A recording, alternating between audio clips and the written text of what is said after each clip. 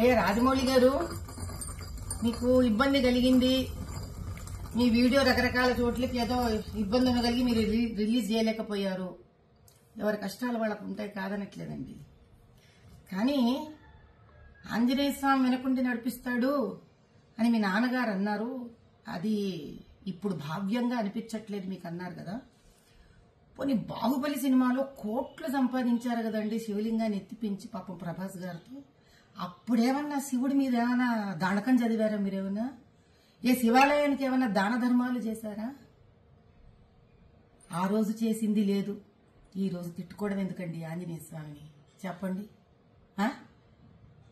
కుల వృత్తిలో వ్యక్తులు అంటే కుమ్మరివాడు ఆ కుమ్మరి వస్తువులని, కంసాలివాడు తన కంసాలి వస్తువుని, డాక్టర్ తాను సర్జరీలో వాడే సర్జరీ వస్తువులని, వీటినన్నిటినీ దైవంగా భావిస్తారండి.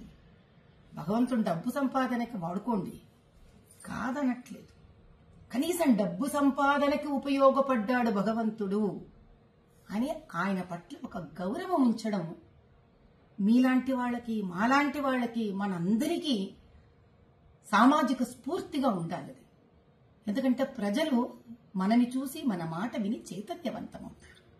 అంత బేలలాగా మీరు ఎవరో ఏదో షాట్లు మీకు కొట్టేశారు కాబట్టి మీకు ఆంజనేయ స్వామి వెనక లేడని మీరు భావించడం, ఆ తర్వాత వెంటనే సమస్య తీరిపోగానే చిన్నపిల్లలాగా వేసేసుకోవడం, ఇంకా నిలకడెక్కడుంది రాజమౌళి గారు మీ అంత పెద్ద మనిషికి కూడా.